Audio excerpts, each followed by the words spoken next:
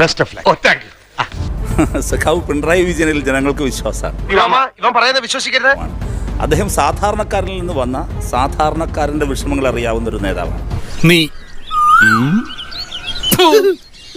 രാജ്യം തന്നെ പറഞ്ഞതുപോലെ ഇന്ന് അദ്ദേഹവും കേരളവും ചിന്തിക്കുന്നത് നാളെ ഇന്ത്യ ചിന്തിക്കുന്നു എന്ന നിലയിലേക്ക് മാറി. അത് വഴിയേ അറിഞ്ഞോളൂ. പുതിയ കാലവും പുതിയ തലമുറയും എന്തുകൊണ്ട് സഖാവ് പിണറായിക്ക് പിന്നിൽ കൈയടിക്കുന്നു എന്ന് ചോദിച്ചാൽ അദ്ദേഹത്തിന്റെ ക്രെഡിബിലിറ്റിയാണ്, ട്രാൻസ്പെറൻസിയാണ്. നിനക്ക് എങ്ങനെ സാധിക്കുന്നത്?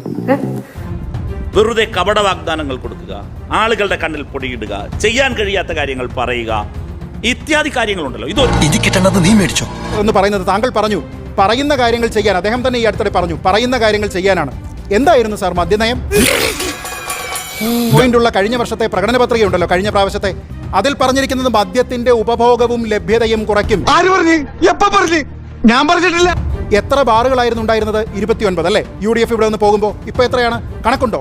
600ഓ 700ഓ? അറിയട്ടെ, നീ എന്റെ മാനം കളയരുത്. നിനക്ക് എന്ത് വേണേലും ഞാൻ തരാം. ഇവിടെ പറഞ്ഞല്ലോ, വീട്ടമ്മമാർക്ക് സർക്കാരിന്റെ ഓൺലൈൻ സൗകര്യങ്ങൾ കൊടുക്കുന്നതിന് വേണ്ടി നിങ്ങൾ ഓരോ വീട്ടിലും സൗജന്യ നിരക്കിൽ മൊബൈൽ ഫോൺ കൊടുക്കും. എവിടെയാണ് സാർ കൊടുത്തിരിക്കുന്നത്?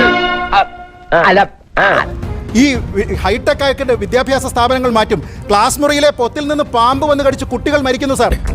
അതൊന്നും എനിക്കറിയാൻ മേല. തൊടുന്നത് ബിസ്ക്കറ്റ് പോലെ, ക്രാക്ക് ജാക്ക് ബിസ്ക്കറ്റ് പൊടിയുന്നത് പോലെ പൊടിയുന്ന സ്കൂൾ കെട്ടിടങ്ങൾ കാണുന്നില്ലേ? അപ്പൊ ഇവിടെ സ്പ്രിംഗ്ലറിന് എന്ത് സംഭവിച്ചു? ചോദ്യമാണ്.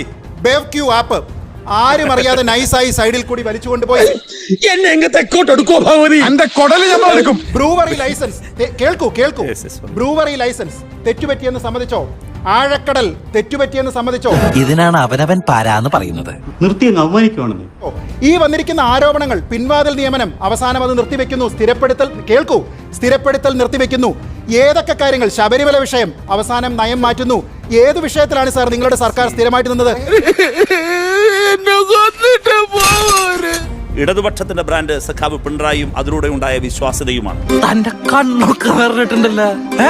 ഒരു യാത്ര ചെയ്യുമ്പോൾ വഴിയിൽ ഒരു ട്രാഫിക് സിഗ്നലിൽ പിണറായി വിജയന്റെ പടം കണ്ടു കഴിഞ്ഞാൽ ഞാൻ ചിലപ്പോൾ U-ടേൺ എടുത്തു പോകും.